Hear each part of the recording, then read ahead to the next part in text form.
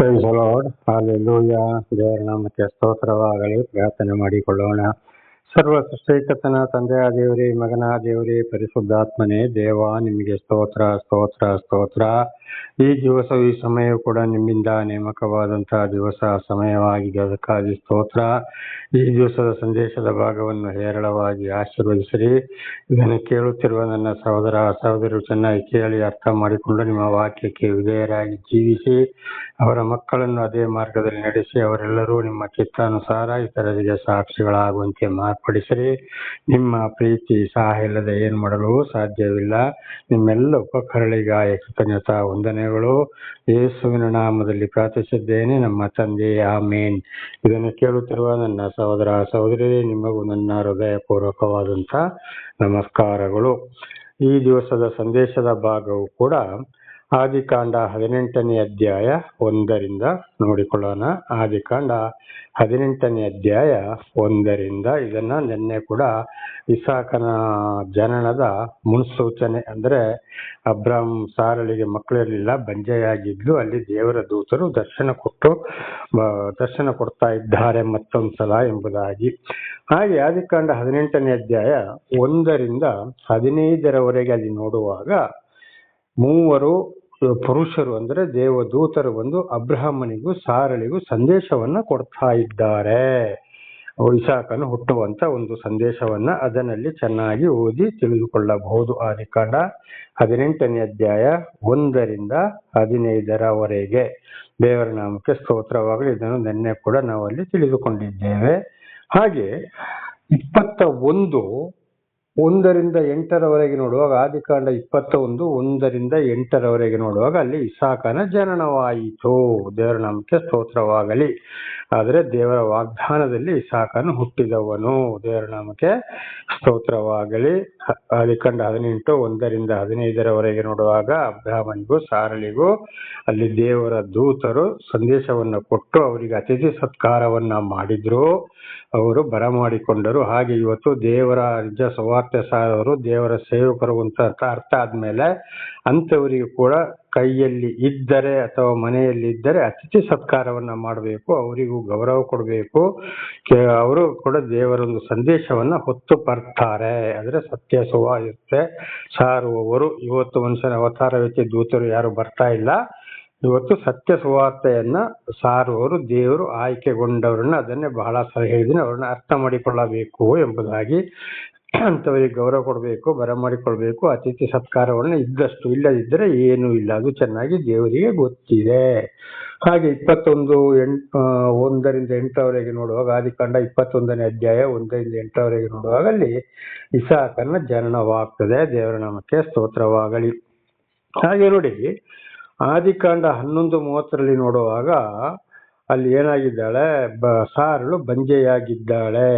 ಹಾಗೆ ಇದರ ಎಲ್ಲಾ ವಿಷಯವನ್ನು ಬಂಜೆಗೆ ದೇವರ ಒಂದು ವರ, ಒಂದು ಪುತ್ರ ಸಂತಾನವನ್ನ ಮಕ್ಕಳಿಲ್ಲದವರಿಗೂ ದೇವರು ಮಕ್ಕಳು ಕೊಡ್ತಾರೆ ಅಂತ ಹೇಳೋದಕ್ಕೆ ಆದಿಕಾಂಡ 11:30, 15ನೇ ಅಧ್ಯಾಯ 4ರಿಂದ 6, 17ನೇ ಅಧ್ಯಾಯ 15ರಿಂದ 19, 18ನೇ ಅಧ್ಯಾಯ 1ರಿಂದ 15, 21ನೇ ಅಧ್ಯಾಯ 1ರಿಂದ 8ರವರೆಗೆ ಇದನ್ನ ಅಲ್ಲಿ ಚೆನ್ನಾಗಿ ಓದಿಕೊಂಡ್ರೆ ಅಲ್ಲಿ ಗೊತ್ತಾಗ್ತದೆ. ಬಂಜೆಯರಿಗೂ ದೇವರು ಮಕ್ಕಳನ್ನ ಕೊಡುವವರಾಗಿದ್ದಾರೆ. ಅಂದ್ರೆ ದೇವರ ಪ್ರೀತಿ ಅನುಸಾರ. ಒಬ್ಬೊಬ್ಬರಿಗೆ ಮಕ್ಕಳು ಇರೋದಿಲ್ಲ, ಅದು ಕೂಡ ದೇವರ ವರ. ಅಂಥವ್ರು ಕೂಡ ಬೇಸರ ಪಡಬಾರ್ದು. ಯಾಕೆಂದ್ರೆ ಹೊಸ ಒಡಂಬಡಿಕೆಯಲ್ಲಿ ಯೇಸು ಹೇಳಿದ್ದಾರೆ, ಹೆರದವಳೆ ಭಾಗ್ಯವಂತಳು, ಮಕ್ಕಳಿಗೆ ಹಾಲು ಉಡಿಸದವಳೆ ಭಾಗ್ಯವಂತಳು. ಅಂದ್ರೆ ಮುಂದೆ ಬರುವ ದಿವಸ ಕಷ್ಟ, ಸಂಕಟ, ದುಃಖಗಳು ಹಾಗೆ ಇವೆ. ಅದರಲ್ಲಿ ಏನೋ ಒಂದು ಕಾರಣ ಇರಬಹುದು. ಆದ್ರಿಂದ ಪ್ರಾರ್ಥನೆ ಮಾಡಿದ್ರು ಏನೇ ಮಾಡಿದ್ರು ಮಕ್ಕಳಾಗುವುದಿಲ್ಲ. ಒಬ್ಬೊಬ್ಬರಿಗೆ ಲೇಟ್ ಆಗಿ ಆಗ್ತದೆ. ಇದೆಲ್ಲವೂ ದೇವರ ಒಂದು ಪ್ರೀತಿ. ಆ ಪ್ರೀತಿಗೆ ನಾವು ತಲೆ ಬಾಗ್ಲೇಬೇಕು. ಆದರೆ ಸರ್ವ ಸೃಷ್ಟಿಕರ್ತನಾದಂತ ದೇವರ ಮೇಲೆ ನಾವು ಮನಸ್ಸಿಟ್ಟು ಮುಂದೆ ಜೀವಿಸ್ತಾ ಇರಬೇಕು. ದೇವರ ನಾಮಕ್ಕೆ ಸ್ತೋತ್ರವಾಗಲಿ. ಹಾಗೆ ಈಗ ಮುಂದಿನ ವಚನಗಳಿಗೆ ಹೋಗೋಣ. ಆದಿಕಾಂಡ 18ನೇ ಅಧ್ಯಾಯ 6ರಿಂದ 33ರವರೆಗೆ ನೋಡುವಾಗ ಶಾಪಗ್ರಸ್ತ ಸ್ಥಳ ನಾಶ ದೇವರಿಂದ ಅಂತೇಳಿ ನಾವು ಇದನ್ನ ಇಲ್ಲಿ ಓದಬಹುದು. ಶಾಪಗ್ರಸ್ತ ಸ್ಥಳ ದೇವರಿಂದ ನಾಶ ಎಂಬುದಾಗಿ. ಆದ್ರೆ ಏನ್ ಮಾಡ್ತಾರೆ ಅಂದ್ರೆ ದೇವರು ಮೊದಲು ದೇವರ ದೂತರನ್ನ ಕಳುಹಿಸಿ ಆಗ ತಿಳಿಸಿದ್ರು. ಇಲ್ಲಿ ಕೂಡ ನಾವು ನೋಡುವಾಗ ಹಾಗೆ ಸಂಪೂರ್ಣವಾಗಿ ಅವರು ಆ ಊರಿನ ಜನರು ಬಹಳ ಹಠಮಾರಿ ಗರ್ವಿಗಳು ಅಹಂಕಾರಿಗಳಾಗಿದ್ರು, ಬಹಳ ಕೆಟ್ಟತನವನ್ನು ಕೂಡ ನಡೆಸೋರಾಗಿದ್ರು. ಹಾಗೆ ಏನ್ ಮಾಡಿದ್ರು ಅಲ್ಲಿ ಸಂಪೂರ್ಣವಾಗಿ ಅದನ್ನ ನಾಶ ಮಾಡಿದ್ರು ಎಂಬುದಾಗಿ. ದೇವರ ನಾಮಕ್ಕೆ ಸ್ತೋತ್ರವಾಗಲಿ, ಹಲ್ಲೆಲೂಯಾ. ಹಾಗೆ ನೋಡಿ ಆದಿಕಾಲದಲ್ಲಿ ನೋಹನ ಮುಖಾಂತರ ನಾವು ಆದಿಕಾಂಡ 6ನೇ ಅಧ್ಯಾಯದಿಂದ 9-17 ನೋಡುವಾಗ ಅಲ್ಲಿ ಸಂಪೂರ್ಣವಾಗಿ ಆಗಿನ ಜನಗಳಿಗೆ ನೋಹನ ಮುಖಾಂತರ ತಿಳಿಸಿದರು. ಅವರು ಮಾತು ಕೇಳಲಿಲ್ಲ. ಆದರೆ ದೇವರು ನೋಹನನ್ನು ಆರಿಸಿಕೊಂಡ್ರು. ಅವನ 3 ಹೆಂಡತಿಯನ್ನು, ಅವನ 3 ಮಕ್ಕಳನ್ನ, ಸೊಸೆಯರನ್ನ, ಒಟ್ಟು 8 ಜನರನ್ನ ಅವರನ್ನ ಮಾತ್ರ ನಾಶ ಮಾಡೋ ಸ್ಥಳದಲ್ಲಿ ರಕ್ಷಣೆ ಮಾಡಿದ್ರು. ಬಾಕಿ ಎಲ್ಲವನ್ನ ಸಂಪೂರ್ಣ ನಾಶ ಮಾಡಿದ್ರು. ಹಾಗೆ ಮತ್ತೆ ಅದು ದೇವರಿಗೆ ಬೇಸರವಾಗಿ ಇನ್ನು ಒಂದೇ ಸಲ ಎಲ್ಲವೂ ಹೀಗೆ ನಾಶವಾಗುವುದಿಲ್ಲ ಅಂತ ಒಂದು ಮಾತು ಹೇಳಿದ್ರು. ಹಾಗಾದ್ರೆ ಅರ್ಥ ಇನ್ನು ಎಲ್ಲೆಲ್ಲಿ ಬೇಕೋ ಅಲ್ಲೆಲ್ಲಿ ನಾನು ನಾಶ ಮಾಡ್ತೀನಿ, ನನ್ನ ಮಾತು ಕೇಳದಿದ್ರೆ ಅಂತೇಳಿ ಇದರ ಅರ್ಥ. ಹಾಗೆ ನೋಡಿ ಇವತ್ತು ಏನಾಗ್ತಾ ಇದೆ, ಅಲ್ಲೆಲ್ಲಿ ಸುನಾಮಿ, ಭೂಕಂಪ, ಬೆಟ್ಟ ಜರಿಯೋದು, ಬೆಂಕಿಯ ಮಳೆ, ಬೆಂಕಿ ಎಷ್ಟೋ 1000 ಎಕರೆಗಳನ್ನ ಸುಟ್ಟು ಹಾಕುವಂಥದ್ದು, ದೊಡ್ಡ ದೊಡ್ಡ ಬೆಟ್ಟಗಳು ಜರಿಯುವಂಥದ್ದು, ಭೂಕಂಪವಾಗೋದು, ಇದೆಲ್ಲವೂ ದೇವರ ಕೋಪವಾಗಿದೆ. ಎಲ್ಲಿ ಮಿತಿ ಮೀರಿ ಹೋಯ್ತೋ ಅಲ್ಲಿ ಅದಕ್ಕೆ ಮೊದಲು ದೇವರು ನಾನಾ ರೀತಿಯಲ್ಲಿ ಎಲ್ಲಾ ಗ್ರಂಥಗಳ ಮೂಲಕ ದೇವರ ಇಷ್ಟಾನುಸಾರ ದೂತರನ್ನ ಕಳುಹಿಸಬಹುದು. ಈಗ ಋಗ್ವೇದ ಇರ್ಬೋದು, ಯಜುರ್ವೇದ, ಸಾಮವೇದ, ಅಥರ್ವಣ ವೇದ, 4 ವೇದಗಳು, ಮಹಾಭಾರತ, ಭಗವದ್ಗೀತೆ, ಕುರಾನ್, ಬೈಬಲ್, ಇದೆಲ್ಲವೂ ಸರ್ವ ಸೃಷ್ಟಿಕರ್ತನಾದ ದೇವರ ಮಾತುಗಳು. ಎಲ್ಲೆಲ್ಲಿಗೆ ಬೇಕೋ ಅಲ್ಲೆಲ್ಲಿ ಹಾಗೆ ಒಬ್ಬೊಬ್ಬರನ್ನ ದೇವರು ಆರಿಸಿಕೊಂಡು ಎಲ್ಲವನ್ನ ತಿಳಿಯಪಡಿಸುವವರಾಗಿದ್ದಾರೆ. ಈಗ ಉದಾಹರಣೆಗೆ ನೋಡಿ ಯೂಟ್ಯೂಬ್ ಅಲ್ಲಿ ಕೂಡ ನಾವು ಅಲ್ಲಿ ಒಂದು ಕೋಡಿ ಸ್ವಾಮೀಜಿ ಅನ್ನೊಬ್ಬರನ್ನ ನಾವು ಕಾಣಬಹುದು. ಅವರು ಹೇಳಿದ್ದೆಲ್ಲವೂ ನೆರವೇರ್ತಾ ಇದೆ. ದೇವರ ನಾಮಕ್ಕೆ ಸ್ತೋತ್ರವಾಗಲಿ, ಹಲ್ಲೆಲೂಯಾ. ಹಾಗೆ ಇವತ್ತು ದೇವರಿಂದ ನಾನಾ ತರದಲ್ಲಿ ಜನರು ಆಯ್ಕೆಯಾಗಿದ್ದಾರೆ, ಆಗುತ್ತಲೇ ಇದ್ದಾರೆ. ಅವರ ಮೂಲಕ ತಿಳಿಸ್ತಾರೆ, ಆಮೇಲೆ ಸರ್ವವನ್ನ ನಾಶ ಮಾಡೋರಾಗಿದ್ದಾರೆ. ಅದುವೇ ಇವತ್ತು ಕೂಡ ನಡೀತಾ ಇದೆ. ದೇವರ ನಾಮಕ್ಕೆ ಸ್ತೋತ್ರ.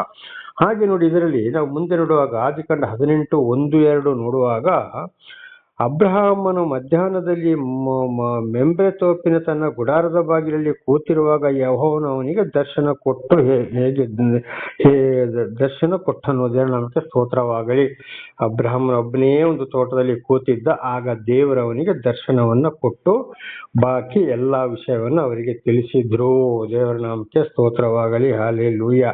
ಹಾಗೆ ಪುತ್ರ ಸಂತಾನದ ಒಂದು ಭಾಗ್ಯವನ್ನು ಕೂಡ ಅಲ್ಲಿ ಹೇಳಿದ್ದಾರೆ. ಇದೇ ಮಾತು ಸೊದೋಮ್ ಗೊಮೋರವನ್ನ ನಾಶ ಮಾಡುವುದನ್ನು ಕೂಡ ದೇವರು ಹೇಳಿದ್ದಾರೆ.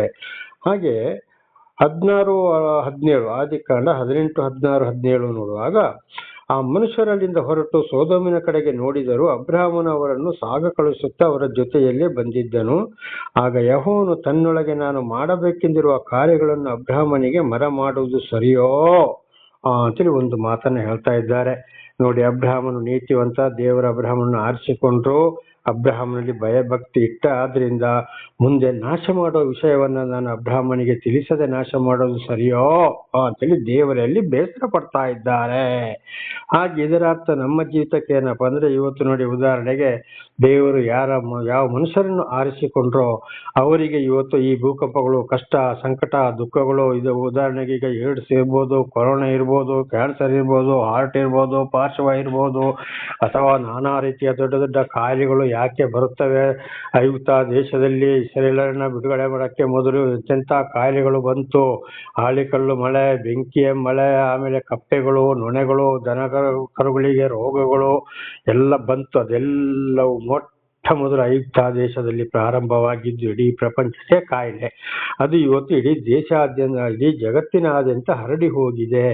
ಹಾಗೆ ಇದನ್ನು ತಿಳ್ಕೊಳ್ಳಲು ಯಾರಿಗೆ ಸಾಧ್ಯ? ಎಷ್ಟೇ ಬೈಬಲ್ ಓದ್ಬೋದು, ಏನೇ ಮಾಡ್ಬೋದು, ಯಾವ ಗ್ರಂಥಗಳನ್ನು ಕೂಡ ದೇವರಿಂದ ಬಂದಿದ್ದನ್ನು ಓದಿಕೊಳ್ಬಹುದು. ಆದರೆ ಸರಿಯಾದ ಜ್ಞಾನ ಯಾರಿಗಿದೆ ಅಂದ್ರೆ, ದೇವರು ಯಾರನ್ನು ಆಯ್ಕೆ ಮಾಡಿಕೊಂಡಿದ್ದಾರೋ ಅವರಿಗೆ ಮಾತ್ರ ಇದು ಇದೆ, ಎಲ್ಲರಿಗೂ ಇಲ್ಲ. ಸುಮ್ಮನೆ ಏನೇನೋ ಬಂದು ಹೇಳಿ ವಾರಕ್ಕೊಂದ್ಸಲ ಅಥವಾ ಯಾವ ಒಂದು ಶುಕ್ರವಾರ ಪ್ರಾರ್ಥನೆ, ಶನಿವಾರ ಪ್ರಾರ್ಥನೆ, ಭಾನುವಾರ ಆರಾಧನೆ ತಿಳ್ಕೊಂಡು ಏನೇನೋ ಹೇಳಿ ಹೋಗ್ತಾರೆ. ಆದ್ರೆ ಇಂಥ ಕಷ್ಟಗಳು ಬರುವಾಗ ದೇವರ ವಿಷಯವನ್ನು ಅವರು ಎತ್ತಿ ಮಾತನಾಡುವುದಿಲ್ಲ. ಈಗ ಯುದ್ಧ ಕೂಡ ದೇವರಿಂದಲೇ ಪ್ರಾರಂಭ. ಅದು ಹೇಗಾಗಬೇಕು, ಎಷ್ಟು ದಿವಸ ಆಗಬೇಕು, ಯಾರು ಸಾಯಬೇಕು ಅಂತ ಕೂಡ ಅದು ಕೂಡ ದೇವರ ಒಂದು ಚಿತ್ತವಾಗಿದೆ. ಸುಮ್ಮನೆ ಯಾವುದು ಗಲಾಟೆಗಳು ನಡೆಯುವುದಿಲ್ಲ. ಯಾಕಂದ್ರೆ ರಾಜ್ಯಕ್ಕೆ ರಾಜ್ಯ, ದೇಶಕ್ಕೆ ದೇಶ, ದೇಶಗಳೇ ಯುದ್ಧಕ್ಕೆ ಇಳಿವು ಎಂಬುದಾಗಿ ಬರೆಯಲ್ಪಟ್ಟಿದ್ದಾರೆ. ಈಗ ನೋಡಿ, ಒಂದು ನಡೆದು ಹೋಯಿತು, ಈಗಲೂ ಮತ್ತೆ ಮುನ್ಸೂಚನೆಗಳು ನಡೀತಾ ಇವೆ. ರಾಷ್ಟ್ರಕ್ಕೆ ರಾಷ್ಟ್ರದ ಯುದ್ಧಗಳು, ಈ ರಾಜ್ಯಗಳಲ್ಲಿ ಗಲಾಟೆಗಳು. ಹಾಗೆ ಇದು ಸರಿಯಾಗಿ ದೇವರು ಯಾರನ್ನ ಆರಿಸಿಕೊಂಡಿದ್ದಾರೋ ಅವರಿಗೆ ಮಾತ್ರ ಈ ಗ್ರಂಥಗಳ ಮೂಲಕ ಈ ಯೋಚನೆಗಳು ನಡೆಯುತ್ತವೆ. ದೇವರ ನಾಮಕ್ಕೆ ಸ್ತೋತ್ರವಾಗಲಿ. ಹಾಗೆ ಅದು ಕೂಡ ಇವತ್ತು ಆರಿಸಿಕೊಂಡವರಿಗೆ ಮಾತ್ರ ಅಬ್ರಹಾಮನಿಗೆ ತಿಳಿಸಿದ ಹಾಗೆ ತಿಳಿಸುವವರಾಗಿದ್ದಾರೆ. ದೇವರ ನಾಮಕ್ಕೆ ಸ್ತೋತ್ರ. ಹಾಗೆ 26ನೇ ಒಂದು ವಚನವನ್ನ ನೋಡಿಕೊಳ್ಳೋಣ. ಆದಿಕಾಂಡ 18:26. ಸೋದೋಮಿನಲ್ಲಿ 50 ಮಂದಿ ನೀತಿವಂತರು ನನಗೆ ಸಿಕ್ಕಿದರೆ ಅದರ ನಿಮಿತ್ತ ಊರನ್ನೆಲ್ಲ ಉಳಿಸುವೆನು ಅಂತ ಅಬ್ರಹಾಮ ಏನ್ ಮಾಡ್ತಾನೆ, ಸ್ವಾಮಿ ಎಲ್ಲವನ್ನು ನಾಶ ಮಾಡ್ತೀಯಾ? ಈಗ ಒಂದು ಊರಲ್ಲಿ 50 ಜನ ನೀನು ಸಿಕ್ಕಿದ್ರೆ ಏನ್ ಮಾಡ್ತೀಯಾ ಅಂತ ತಿರುಗಿ ಅಬ್ರಹಾಮ ದೇವರಲ್ಲಿ ಪ್ರಶ್ನೆ ಮಾಡ್ತಾನೆ. ಆಗ ದೇವರು ಹೇಳ್ತಾನೆ, 50 ಜನ ಸಿಕ್ಕಿದ್ರು ನಾನು ಆ ಊರನ್ನು ನಾಶ ಮಾಡುವುದಿಲ್ಲ, ಖಂಡಿತವಾಗಿ ಬಿಡ್ತೇನೆ ಅಂತ ಹೇಳ್ತಾ ಇದ್ದಾರೆ. ಹಾಗೆ 28ನೇ ವಚನ, ಆದಿಕಾಂಡ 18:28 ನೋಡುವಾಗ, ಒಂದು ವೇಳೆ 50 ಮಂದಿ ನೀತಿವಂತರಿಗೆ 5 ಮಂದಿ ಕಡಿಮೆಯಾಗಿದ್ದರೆ 5 ಮಂದಿ ಕಡಿಮೆಯಾದದ್ದಕ್ಕೆ ಪಟ್ಟಣವನ್ನ ನಾಶ ಮಾಡುವಿಯಾ ಎಂದು ಹೇಳಲು ಯೆಹೋವನು ಅಲ್ಲಿ 45 ಮಂದಿ ಸಿಕ್ಕಿದರೆ ಅದನ್ನು ನಾಶ ಮಾಡುವುದಿಲ್ಲ ಅಂದನು. ಅಬ್ರಹಾಮ ಮತ್ತೆ ಮಾತಾಡ್ತಾನೆ, ಸರಿ 50ರಲ್ಲಿ 5 ಕಡಿಮೆ ಆದ್ರೆ 45 ಜನ ಸಿಕ್ಕಿದ್ರು ನೀ ಅದನ್ನ ನಾಶ ಮಾಡ್ತೀಯ ಅಂತ ಹೇಳ್ತೀವಿ. ಇಲ್ಲ, ನಾನು ಅದನ್ನು ಕೂಡ ನಾಶ ಮಾಡುವುದಿಲ್ಲ ಅಂತ ದೇವರು ಮತ್ತೆ ಹೇಳ್ತಾ ಇದ್ದಾರೆ. ಹಾಗೆ 29ನೇ ವಚನವನ್ನು ನೋಡಿಕೊಳ್ಳೋಣ. ಆದಿಕಾಂಡ 18:29. ಅಬ್ರಹಾಮನು ಆತನ ಸಂಗಡ ಇನ್ನೂ ಮಾತಾಡಿ, ಒಂದು ವೇಳೆ ಅಲ್ಲಿ 40 ಮಂದಿ ಸಿಕ್ಕಾರು ಎನ್ನಲು ಆತನು 40 ಮಂದಿ ಸಿಕ್ಕಿದರೆ ಪಟ್ಟಣವನ್ನು ನಾಶ ಮಾಡುವುದಿಲ್ಲ ಅಂದನು. ಮತ್ತೆ ಅಲ್ಲಿ ಕೇಳ್ತಾನೆ, 45 ಅಲ್ಲ, ಒಂದು ವೇಳೆ 40 ಮಂದಿ ಸಿಕ್ಕಿದ್ರು ನಾಶ ಮಾಡ್ತೀಯಾ ಅಂತ ಹೇಳಿದ್ರೆ ದೇವರು ಇಲ್ಲ ಅಂತ. ಹಾಗೆ 30ನೇ ವಚನಕ್ಕೆ ಹೋಗೋಣ. ಅಬ್ರಹಾಮನ ಸ್ವಾಮಿ ಕೋಪ ಮಾಡಬಾರದು, ಇನ್ನೂ ಮಾತಾಡುತ್ತೇನೆ. ಒಂದು ವೇಳೆ 30 ಮಂದಿ ಅಲ್ಲಿ ಸಿಕ್ಕಾರು ಅನ್ನಲು ಆತನು ಅಲ್ಲಿ 30 ಮಂದಿ ಸಿಕ್ಕಿದರೆ ಆತನನ್ನು ನಾಶ ಮಾಡುವುದಿಲ್ಲ ಅಂದನು. ಅಬ್ರಹಾಮ ಹೇಳ್ತಾರೆ, ಮತ್ತೆ ಮಾತಾಡ್ತೇನೆ, ಬೇಜಾರು ಮಾಡಬೇಡ ದೇವರೇ ಅಂತೇಳಿ ದೇವರಲ್ಲಿ ಕ್ಷಮೆಯನ್ನ ಯಾಚಿಸಿ ಮತ್ತೆ ಮಾತನ್ನ ಮುಂದುವರಿಸುತ್ತಿದ್ದಾನೆ. ಹಾಗೆ ನಾವು ಕೂಡ ಇದನ್ನು ಆಗಾಗ ಮಾತಾಡುವಾಗ, ದೇವರೇ ನಾನು ಇನ್ನೂ ಮಾತಾಡ್ತೇನೆ ಅಂತೇಳಿ ದೇವರಲ್ಲಿ ನಾವು ಪ್ರಾರ್ಥನೆ ಮಾಡಿ ಹೇಳಿ ಮುಂದಿನ ವಿಷಯಗಳನ್ನ ಮಾತನಾಡಬೇಕಾಗ್ತದೆ. ಪ್ರಾರ್ಥನೆ ಮಾಡಿಕೊಳ್ಳುತ್ತೇನೆ ಎಂಬುದಾಗಿ ಹೇಳಿ. ಹಾಗೆ ಅಲ್ಲಿ ಅಬ್ರಹಾಮ ನೋಡಿ 30ನೇ ವಚನದಲ್ಲಿ ಅಲ್ಲಿ 30 ಮಂದಿ ಸಿಕ್ಕಿದ್ರೆ ನೀವು ನಾಶ ಮಾಡ್ತೀಯ? ಆಗ ದೇವರು ಹೇಳ್ತಾರೆ, ಇಲ್ಲ. 31ನೇ ವಚನ, ಅವನು ಈಗೋ ಸ್ವಾಮಿ ಸಂಗಡ ಮಾತಾಡುವುದಕ್ಕೆ ಧೈರ್ಯಗೊಂಡಿದ್ದೇನೆ. ಒಂದು ವೇಳೆ 20 ಮಂದಿಯಲ್ಲಿ ಸಿಕ್ಕಾರು ಎನ್ನಲು ಆತನು 20 ಮಂದಿ ಸಿಕ್ಕಿದರೆ ಅವರ ನಿಮಿತ್ತ ಅದನ್ನು ಉಳಿಸುವೇನು, ನಾಶ ಮಾಡುವುದಿಲ್ಲ ಅಂದನು. ಮತ್ತೆ ನೋಡಿ ಅಬ್ರಹಾಮ ಮಾತಾಡಿದಾಗ, ಒಂದು ವೇಳೆ ಅಲ್ಲಿ 25 ಮಂದಿ ಸಿಕ್ಕಿದ್ರು ಏನ್ ಮಾಡ್ತೀಯಾ? ಇಲ್ಲ, ನಾಶ ಮಾಡುವುದಿಲ್ಲ ಆಗ ದೇವರು ವಾಗ್ದಾನ ಮಾಡ್ತಾರೆ. ಮತ್ತೆ 33ನೇ ವಚನಕ್ಕೆ ಹೋಗೋಣ. ನಾಶ ಮಾಡುವುದಿಲ್ಲ ಅಂದನು. ಯೆಹೋವನು ಅಬ್ರಹಾಮನ ಸಂಗಡ ಮಾತಾಡುವುದನ್ನು ಮುಗಿಸಿ ಹೊರಟು ಹೋದನು. ಅಬ್ರಹಾಮನು ತನ್ನ ಸ್ಥಳಕ್ಕೆ ಹಿಂದಿರುಗಿ ಹೋದನು.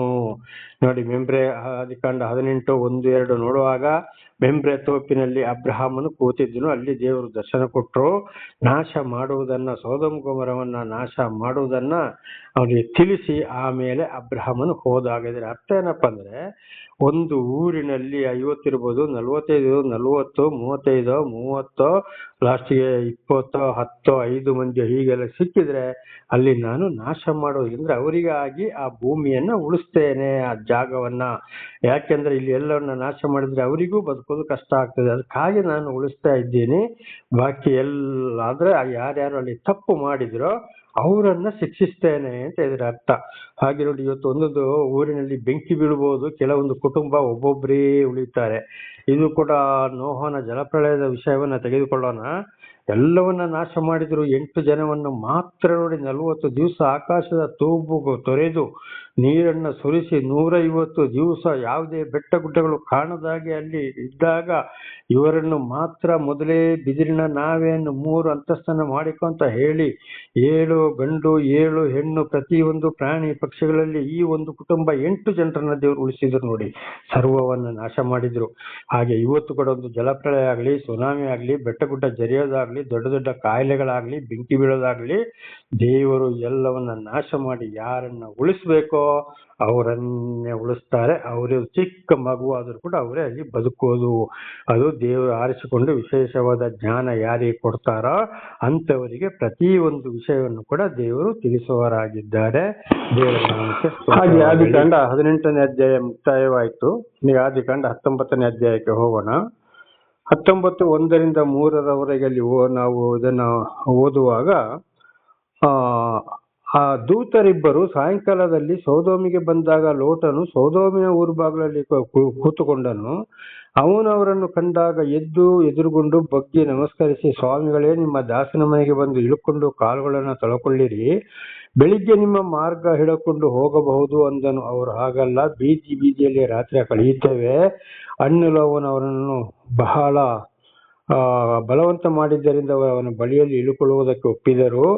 ಅವರು ಮನೆಗೆ ಬಂದಾಗ ಅವರು ಹುಳಿಯಿಲ್ಲದ ರೊಟ್ಟಿಗಳನ್ನು ಸುಡಿಸಿ ಔತಣವನ್ನು ಮಾಡಿಸಲು ಊಟ ಮಾಡಿದರು. ನೋಡಿ, ಅಬ್ರಾಹ್ಮನ್ ಏನ್ ಮಾಡ್ದಲ್ಲಿ ಊಟವನ್ನ ಮಾಡಿಸಿದ. ದೂತರು ಅಂತ ಅವರಿಗೆ ಗೊತ್ತಿಲ್ಲ, ಆದ್ರೆ ಈ ವಿಷಯಗಳನ್ನ ತಿಳಿಸಿದಾಗ ಅವನಿಗೆ ಗೊತ್ತಾಯ್ತು ಇವರು ದೇವರ ದೂತರು ಅಂತೇಳಿ. ಹಾಗೆ ಇವತ್ತು ಸತ್ಯ ಸುವಾರ್ತೆಯನ್ನ, ಮುಂದೆ ಬರುವಂತ ವಿಚಾರಗಳು, ಈಗ ಬರುವಂತ ಕಷ್ಟ ಸಂಕಟ ದುಃಖಗಳನ್ನು, ಅಥವಾ ನೀನ್ ನೋಡಪ್ಪ ಈ ರೀತಿ ತಪ್ಪು ಮಾಡ್ತಾ ಇದ್ಯಾ, ಬದಲಾಗು, ತಪ್ಪು ಮಾಡಬೇಡ, ಶಿಕ್ಷೆ ಆಗ್ತದೆ, ದೇವರು ಇಂಥವರು ಅಂತೇಳಿ 10 ದಶಾಜ್ಞೆಗಳನ್ನು ತಿಳಿಸಿದಾಗ, ದೇವರ ವಿಷಯವನ್ನ ತಿಳಿಸಿದಾಗ, ಖಂಡಿತವಾಗಿ ನಿಜ ಸುವಾರ್ತೆಯನ್ನ ಸಾರಿದಾಗ ಅಲ್ಲಿ ತಿಳ್ಕೊಳ್ಬೇಕು ಇವರು ದೇವರಿಂದ ಆಯ್ಕೆಯಾದವರು. ಅವರು ಬಂದಾಗ ಅವರಿಗೆ ಅಬ್ರಹಾಮನು ನೀರು ಕೊಟ್ಟ ಹಾಗೆ ಮನೆಗೆ ಬಂದ ಹಾಗೆ ನೀರು ಕೊಡಬೇಕು. ಅಲ್ಲಿ ಅವರಿಗೆ ಅವರನ್ನು ಸತ್ಕಾರ ಅಂದ್ರೆ ಅವರಲ್ಲಿ ಇದ್ದಂತ ಊಟವನ್ನ ಅಲ್ಲಿ ಅವರು ಕೊಡಬೇಕು. ಅದು ರಾತ್ರಿಯ ಹೊತ್ತು, ಸಾಯಂಕಾಲದ ಸಮಯ. ಆಗಲೇ ಅಬ್ರಹಾಂ ಹೇಳ್ತಾನೆ, ಬನ್ನಿ ಇವತ್ತು ಉಳ್ಕೊಳ್ಳಿ, ನಾಳೆ ಹೋಗುವಂತ ಬೇಡ, ನಾವು ಬೀದಿಯಲ್ಲೇ ಕಾಲ ಕಳೆಯುತ್ತೇವೆ ಅಂತ ಹೇಳಿದ್ರು. ಹಾಗೆ ದೇವರಿಂದ ಆಯ್ಕೆಯಾದವರು ಖಂಡಿತವಾಗಿ ಯಾವುದೇ ಆಡಂಬರದ ಮನೆಗಳಿಗೆ ಹೋಗುವುದಿಲ್ಲ, ಯಾರ ಮನೆಗೆ ಹೋಗಲು ಇಷ್ಟಪಡುವುದಿಲ್ಲ, ಸಿಕ್ಕಿದಲ್ಲಿ ಅವರು ಜೀವನ ಮಾಡುತ್ತಾರೆ. ದೇವರ ನಾಮಕ್ಕೆ ಸ್ತೋತ್ರವಾಗಲಿ. ಅದನ್ನೇ ಅಪೊಸ್ತಲರಾದ ಪೌಲರು ಕೂಡ ಹೇಳಿದ್ದು, ನಾವು ಲೋಕಕ್ಕೆ ಒಂದು ಕಸೆಯಾಗಿದ್ದೇವೆ, ನಮಗೆ ಇರ್ಲಿಕ್ಕೆ ನಮಗೆ ಮನೆ ಇಲ್ಲ, ಒಂದು ಗುಡಿಸಲು ಕೂಡ ಇಲ್ಲ, ನಾವು ಚಳಿಯಲ್ಲಿ ನಡಗಬೇಕು, ಮಳೆಯಲ್ಲಿ ಒಣಗಬೇಕು, ಬಿಸಿಲಲ್ಲಿ ಒಣಗಬೇಕಾಗ್ತದೆ ಅಂತೇಳಿ ಅಪೊಸ್ತಲರಾದ ಪೌಲರು ಕೂಡ ಅದನ್ನೇ ಹೇಳಿದ್ದು. ಅವರ ರೀತಿ ಬಂತು ಒಂದು ಸಮಯದಲ್ಲಿ. ನನ್ನ ಜೀವಿತದಲ್ಲಿ ಕೂಡ ಇದು ಬಂತು. ಸಹೋದರ ಸಹೋದರಿಯರೇ, ನಾನು ಬಸ್ಸಿನಲ್ಲೇ ಕಾಲ ಕಳೆದಿದ್ದೇನೆ, ಜಾಸ್ತಿ ರೈಲ್ವೆ ಸ್ಟೇಷನ್ ಅಲ್ಲಿ, ಬಸ್ ಸ್ಟ್ಯಾಂಡ್ ಅಲ್ಲಿ ಹಾಗೂ ರೈಲಲ್ಲಿ ಕೂಡ ಕಾಲ ಕಳೆದಿದ್ದೇನೆ. ಬಟ್ಟೆಯನ್ನ ತೊಳ್ಕೊಂಡು ಟ್ರೈನಲ್ಲೇ ಒಣಗಕ್ಕೆ ಹಾಕೊಂಡು ಹೋಗಿ ಕೂಡ ನನ್ನ ದೇವರು ಆ ರೀತಿ ರಕ್ಷಿಸಿದ್ದಾರೆ. ದೇವರ ನಾಮಕ್ಕೆ ಸ್ತೋತ್ರವಾಗಲಿ. ಈಗ ಸ್ವಲ್ಪ ವರ್ಷದಿಂದ, ಅಂದ್ರೆ ಒಂದು 12 ವರ್ಷದಿಂದ ಈ ಕಡೆಗೆ ಈಗ ಇರುವ ಒಂದು ಜನತಾಮನೆಯಲ್ಲಿ ನನ್ನನ್ನು ದೇವರು ನಿಲ್ಲಿಸಿದ್ದಾರೆ. ದೇವರ ನಾಮಕ್ಕೆ ಸ್ತೋತ್ರವಾಗಲಿ. ಆದರೂ ದೇವರ ವಾಕ್ಯವನ್ನು ಸಾರುವುದಿಲ್ಲ ಅಂತ ಹೇಳಿದ್ರೆ ನನ್ನ ಹೃದಯ ಶರೀರ ಇಡೀ ಬೆಂಕಿ ಬಂತ ಹಾಗೆ ಬರ್ತದೆ. ಆದ್ರಿಂದ ನಾನು ಅದನ್ನು ಸಾರಲೇಬೇಕು. ದೇವರ ನಾಮಕ್ಕೆ ಸ್ತೋತ್ರವಾಗಲಿ. ಹಾಗೆ ಅಂಥವರಿಗೆ ಅತಿಥಿ ಸತ್ಕಾರವನ್ನ ಮಾಡಬೇಕು. ಅಂಥವರಿಗೆ ನಾವು ಏನ್ ಮಾಡಬೇಕು, ದೇವರ ದೂತರನ್ನು ಕಂಡಾಗಿ ಅವರನ್ನು ಕೂಡ ನಾವು ಅಲ್ಲಿ ಕಾಣಬೇಕು. ನೋಡಿ, ದಾಸನ ಮನೆಗೆ ಬಂದಾಗ ಕಾಲುಗಳನ್ನು ಅವ್ರು ಬಂದು, ದಾಸನ ಮನೆಗೆ ಬಂದು 2ನೇ ವಚನ 19:2 ಇಳ್ಕೊಂಡು ಕಾಲುಗಳನ್ನು ತೊಳಕೊಳ್ಳಿರಿ ಅಂತೇಳಿ. ನೋಡಿ, ಈ ರೀತಿ ಇದನ್ನ ನಾವು 18ನೇ ಅಧ್ಯಾಯದಲ್ಲಿ ಕೂಡ ನೋಡಿದ್ದೇವೆ. ಮನೆಗೆ ಬಂದಾಗ ದೇವರದ್ದು ಮಾತಾಡಿ ಒಂದು ವೇಳೆ ಹೊರಗಿನಿಕ್ಕೆ ಮಾತಾಡಬಹುದು, ಆದ್ರೆ ಇವರು ದೇವರಿಂದ ಆಯ್ಕೆಯಾದವರು ಅಂತ ಹೇಳಿದಾಗ ಅವರಿಗೆ ನೀರು ಕೊಡಬೇಕು, ಕೈಕಾಲು ತೊಳ್ಕೊಳ್ಳಿ, ಮುಖ ತೊಳ್ಕೊಳ್ಳಿ ಅಂತ ಒಳಗೆ ಬಂದ ತಕ್ಷಣ ಅವರಿಗೆ ಏನ್ ಮಾಡ್ಬೇಕು, ಕುಡಿಯಕ್ಕೆ ನೀರು ಕೊಡಬೇಕು, ಆಮೇಲೆ ಉಪಚಾರವನ್ನ ಮಾಡ್ಬೇಕು. ಇನ್ನು ಅದು ಮಾಡಿ, ಬಿರಿಯಾನಿ ಮಾಡಿ, ಆ ಫ್ರೈ ಈ ಫ್ರೈ, ಆ ಕಬಾಬು ಈ ಕಬಾಬು ಅಂತ ಅದೆಲ್ಲ ಬೇಡ. ಆದ್ರೆ ಅಲ್ಲಿ ಮನೆಯಲ್ಲಿ ಇದ್ದಂಥದ್ದನ್ನ ಅವರಿಗೆ ಕೊಡ್ಲೇಬೇಕು. ದೇವರ ನಾಮಕ್ಕೆ ಸ್ತೋತ್ರವಾಗಲಿ. ಹಲ್ಲೆಲೂಯಾ. ಇದು ನಮ್ಮ ಜೀವಿತಕ್ಕೆ, ಅಂದ್ರೆ ದೇವರಿಂದ ಆಯ್ಕೆ ಆಗದವರಿಗೆ ಗೊತ್ತಿಲ್ಲ. ದೇವರಿಂದ ಆಯ್ಕೆಯಾಗಿ ಯಾರು ದೇವರಿಂದ ಆಶೀರ್ವಾದವನ್ನು ಪಡ್ಕೊಳ್ತಾರೆ ಅಬ್ರಾಮನ ಹಾಗೆ, ಅವರು ಈ ಕೆಲಸವನ್ನ ಮಾಡ್ತಾರೆ. ದೇವರ ನಾಮಕ್ಕೆ ಸ್ತೋತ್ರವಾಗಲಿ. ಇದರಲ್ಲಿ ನಾವು ತಿಳ್ಕೊಳ್ಬೇಕು, ಇದು ಮತ್ತಾಯ 25:35-40 ಮತ್ತು ವಿಶೇಷವಾಗಿ 34ನೇ ವಚನವನ್ನು ಓದಿದಾಗ, ಅದರಲ್ಲಿ ಮತ್ತಾಯ 25:34 ಓದಿದಾಗ ದೇವರಿಂದ ಆಶೀರ್ವಾದ ಹೊಂದಿದವರು ಮಾತ್ರ ಈ ಕೆಲಸವನ್ನು ಮಾಡಲು ಸಾಧ್ಯ. ಇಲ್ಲದಿದ್ದರೆ ಅವರ ಕುಟುಂಬ, ಇದನ್ನು ಮೊನ್ನೆ ಕೂಡ ಹೇಳ್ಕೊಂಡಿದ್ದೇವೆ, ಬಹಳ ಸಲ ತಿಳ್ಕೊಂಡಿದ್ದೇವೆ, ಅವರವರ ಕುಟುಂಬ ಸಂಸಾರದವ್ರನ್ನೇ ನೋಡ್ಕೊಳ್ಳೋದು, ಇಂಥವರಿಗೆ ಕೊಡೋದಿಲ್ಲ. ಅಂಥವರಿಗೆ ಬೇಕಾದ್ರೆ ಎಷ್ಟು ಬೇಕಾದ್ರೂ ಇವರು ಆಡಂಬ ಮಾಡ್ತಾರೆ, ಜಾಲಿ ಮಾಡ್ತಾರೆ. ಅವರು ಪ್ರಾರ್ಥನೆ ಮಾಡಿದ್ರು ಪ್ರಯೋಜನ ಇಲ್ಲ, ಬೈಬಲ್ ಓದಿದ್ರು ಪ್ರಯೋಜನ ಇಲ್ಲ, ಏನು ಹೇಳಿದ್ರು ಕೂಡ ಪ್ರಯೋಜನ ಬರುವುದಿಲ್ಲ. ಆದರೆ ಇಲ್ಲಿ ಅಬ್ರಹಾಮನ ಜೀವಿತ ಯಾರು ನಡೆಸ್ತಾರೋ, ಸಾರಳ ಜೀವಿತ ಯಾರು ನಡೆಸ್ತಾರೋ, ಇದಾಗಿದೆ ದೇವರಿಂದ ಆಯ್ಕೆಗೊಂಡವರು. ದೇವರ ನಾಮಕ್ಕೆ ಸ್ತೋತ್ರವಾಗಲಿ, ಹಾಲೆಲೂಯ. ಹಾಗೆ ಆದಿಕಾಂಡ 19:4-5 ಓದುವಾಗ, ಕೆಟ್ಟವರು ದೂತರಿಗೆ ಹಿಂಸೆ ಕೊಡುವವರಾಗಿದ್ದಾರೆ. ದೇವರ ನಾಮಕ್ಕೆ ಸ್ತೋತ್ರ. ನೋಡಿ, ಅಲ್ಲಿ ಏನಾಗಿದೆ, ಕೆಲವರು ಆದಿ ಕಾಲದಲ್ಲಿ ಕೂಡ ಇದ್ರು, ಈಗಲೂ ಕೂಡ ಕೆಲವರಿಗೆ ಸತ್ಯ ಸುವಾರ್ತೆ ದೇವರ ವಿಷಯವೇ ಬೇಡ. ಅದು ಹಾಗೆ ನೋಡಿ, ಇವತ್ತು ಅನೇಕ ಪ್ರವಾದಿಗಳನ್ನ, ಸಾಕ್ಷಿಗಳನ್ನ ಕೊಲೆ ಮಾಡಿದ್ದಾರೆ, ಈಗಲೂ ಮಾಡ್ತಲೇ ಇದ್ದಾರೆ. ಸತ್ಯ ವಿಷಯಗಳನ್ನ ಯಾರಾದ್ರೂ ಅಧಿಕಾರಿಗಳಿರ್ಬೋದು, ರಾಜಕಾರಣಿಗಳು ಇರ್ಬೋದು, ಅಥವಾ ನಾನು ಸ್ವಾಮೀಜಿಯು, ಪಾಸ್ಟರು, ಫಾದರು, ಬ್ರಾಹ್ಮಣ, ಆ ಪೂಜಾರಿ, ಈ ಪೂಜಾರಿ, ಆ ಮಠದೀಶ, ಈ ಮಠದೀಶ ಅಂತ ಹೇಳ್ಕೊಂಡು ನೀನು ಮಾಡ್ತಾ ಇರೋದು ತಪ್ಪು, ಈ ರೀತಿ ಮಾಡಬಾರ್ದು ಅಂತ ಹೇಳಿದ್ರೆ ಅಂಥವ್ರನ್ನು ಗೊತ್ತಿಲ್ಲದೆ ಕೊಲೆ ಮಾಡಿಸಿದ್ದಾರೆ. ಈಗಲೂ ಕೂಡ ಅದುವೇ ನಡೀತಾ ಇದೆ. ಆದ್ರಿಂದ ಅವ್ರು ಏನ್ ಮಾಡ್ತಾರೆ, ಕೆಟ್ಟ ಜನಗಳು ದೇವರಿಗೆ ಹಿಂಸೆ ಕೊಡೋರಾಗಿದ್ದಾರೆ. ಇದು ಇವತ್ತು ಪ್ರತಿ ಊರಲ್ಲಿ ಕೂಡ ನಡೆಯುತ್ತಲೇ ಇದೆ. ಇದು 5ನೇ ಒಂದು ವಚನವನ್ನ ನೋಡಿಕೊಳ್ಳೋಣ. 19:5. ಆ ರಾತ್ರಿ ನಿನ್ನ ಬಳಿಗೆ ಬಂದ 3 ಮನುಷ್ಯರಲ್ಲಿ ಅವರನ್ನು ಹೊರಗೆ ಕರಕೊಂಡು ಬಾ, ಅವರೊಡನೆ ನಮಗೆ ಸಂಗಮವಾಗಬೇಕೆಂದು ಕೂಗಿ ಹೇಳಿದರು. ನೋಡಿ, ದೇವರ ದೂತರು ಏನ್ ಮಾಡಿದ್ರು, ಅಬ್ರಹಾಮನಿಗೆ ಬಂದ್ರು. ಈ ಕೆಟ್ಟವರು ಸೈತಾನ ನೋಡಿ ಅವರಲ್ಲಿ ಕಾರ್ಯ ಮಾಡ್ದ. ಅಲ್ಲಿ ಅಬ್ರಹಾಮನಲ್ಲಿ ಮನೆಗೆ ಬರ್ತಾ ಇದ್ದಾರೆ ಇವರು. ಅಲ್ಲಿ ಬಂದಾಗ ಅಲ್ಲಿ ಏನ್ ಮಾಡ್ದ, ಅಲ್ಲಿ ಅಬ್ರಹಾಮನಲ್ಲ, ಲೋಟನ ಮನೆಗೆ ಬರ್ತಾ ಇದ್ದಾರೆ. ಬಂದಾಗ ಅಲ್ಲಿ ಏನ್ ಮಾಡ್ತಾ ಇದ್ದಾರೆ ಇವರು, ಎಲ್ಲಿ ಆ 3 ಜನರು, ನಾವು ಅವರೊಂದಿಗೆ ಸಂಗಮ ಮಾಡಬೇಕು. ನೋಡಿ, ಗಂಡಸರೇ ಎಂಥ ಒಂದು ಕೆಟ್ಟ ಜನವಾಗಿರ್ಬಹುದು ನೋಡಿ ಇವರು. ಆ ರೀತಿ ಲೋಟನ ಹತ್ರ ಇವರು ಜಗಳ ಮಾಡೋವರಾಗಿದ್ದಾರೆ. ದೇವರ ನಾಮಕ್ಕೆ ಸ್ತೋತ್ರ. ಹಾಗೆ 6-8 ನೋಡುವಾಗ, ದೂತರಿಗೆ ಸಂಪೂರ್ಣವಾಗಿ ಸಹಾಯಕರಾಗಿರಬೇಕು. ನೋಡಿ, ಆ ಲೋಟನು ಏನ್ ಮಾಡ್ದಲ್ಲಿ, 6-8 ವಚನ ಓದಿಕೊಳ್ಳುವ, ಲೋಟನು ಅವರ ಬಳಿಗೆ ಹೊರಗೆ ಬಂದು ತನ್ನ ಹಿಂದೆ ಕದ ಹಾಕಿ, ಅಣ್ಣಂದಿರೇ, ಈ ಪಾತಕವನ್ನ ಮಾಡಬೇಡಿರಿ, ಕೇಳಿರಿ. ನನಗೆ ಪುರುಷನನ್ನರಿಯದ 2 ಹೆಣ್ಣು ಮಕ್ಕಳಿದ್ದಾರೆ, ಅವರನ್ನಾದರೂ ನಿಮಗೆ ತಂದು ಒಪ್ಪಿಸೇನು. ಮನಸ್ಸು ಬಂದಂತೆ ಮಾಡಬಹುದು, ಆದರೆ ಆ ಮನುಷ್ಯರು ನನ್ನ ಆಶ್ರಯಕ್ಕೆ ಬಂದವರು, ಅವರಿಗೆ ಏನು ಮಾಡಕೂಡದು ಎಂದು ಹೇಳಲು. ದೇವರ ನಾಮಕ್ಕೆ ಸ್ತೋತ್ರವಾಗಲಿ. ದೂತರನ್ನ ಎಳೆದು ಮನೆಯೊಳಗೆ ಹಾಕೊಂಡ, ಕಡೆಗೆ ನನಗೆ ಹೆಣ್ಣು ಮಕ್ಕಳಿದ್ದಾರೆ, ಪ್ರಾಯಕ್ಕೆ ಬಂದವರು, ಅವರನ್ನು ಬೇಕಾದ್ರೆ ಬಿಟ್ಟು ಕೊಡ್ತೀನಿ, ಏನು ಬೇಕಾದ್ರೂ ನೀವು ಮನಸ್ಸಿಗೆ ಬಂದಾಗ ಮಾಡ್ಕೊಳ್ಳಿ, ಇವರು ನನ್ನ ಸಹಾಯಕ್ಕೆ ಬಂದವರು, ಏನು ಮಾಡಬೇಡಿ ಅಂತೇಳಿ ಸಂಪೂರ್ಣವಾಗಿ ತನ್ನ ಮಕ್ಕಳಿಗೂ ಆಸೆ ಪಡದೆ ದೂತರಿಗೆ ಸಹಾಯ ಮಾಡಲು ಹೊರಟರು. ದೇವರ ನಾಮಕ್ಕೆ ಸ್ತೋತ್ರವಾಗಲಿ, ಹಲ್ಲೆಲೂಯಾ. ಆಗ ಇದು ನೋಡಿ, ಒಂದು ಶೋಧನೆ ಕೂಡ ಅಲ್ಲಿ ಬರ್ತದೆ. ಅಬ್ರಹಾಮನಿಗೆ ನೋಡಿ ಒಂದು ಮಗನನ್ನು ಕೊಟ್ಟರು ದೇವರು. ಕಡೆಗಲ್ಲಿ ಏನ್ ಮಾಡಿದ್ರು, ಆ ಮಗನನ್ನು ಬಲಿ ಅರ್ಪಿಸು ಅಂತ ಹೇಳಿದ್ರು. ಇಸಾಕನನ್ನ ಒಂದು ಚೂರು ಹಿಂದೆ ಮುಂದೆ ತೆಗೆದು ಬಲಿ ಅರ್ಪಿಸ್ಲಿಕ್ಕೆ ತಯಾರಾದ.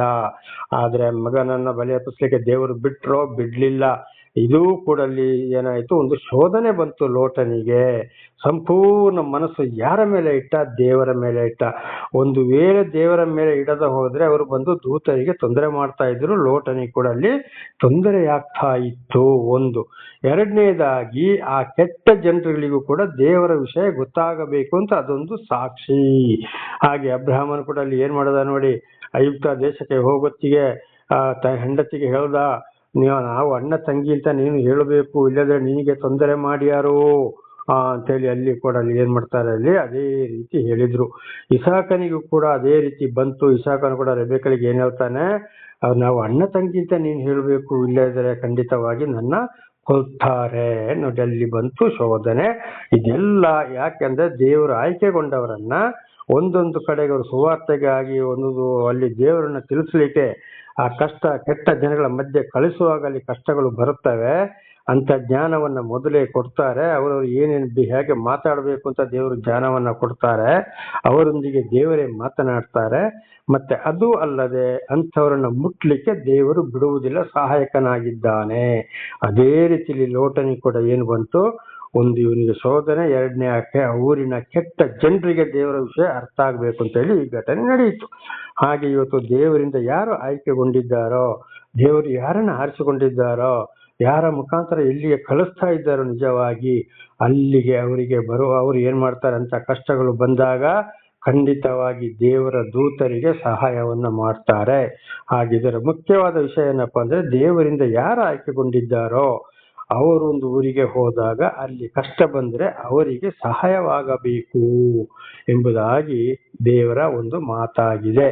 ಅದಕ್ಕೆ ಪೌಲನಿಗೆ ಪವಿತ್ರಾತ್ಮರು ಕೂಡ ಹೇಳಿದ್ದಾರೆ, ನೋಡಪ್ಪ ನೀನು ಅಲ್ಲಿಗೆ ಹೋಗು, ಅಲ್ಲಿ ಒಂದು ಕಡೆಗೆ ಆ ಪಟ್ಟಣದಲ್ಲಿ ನನಗೆ ಬೇಕಾದವರು ಇದ್ದಾರೆ, ಅವರು ನಿನಗೆ ಸಹಾಯ ಮಾಡ್ತಾರೆ, ಹೋಗು ಎಂಬುದಾಗಿ ದೇವರು ನಮಗೆ ಸ್ತೋತ್ರ.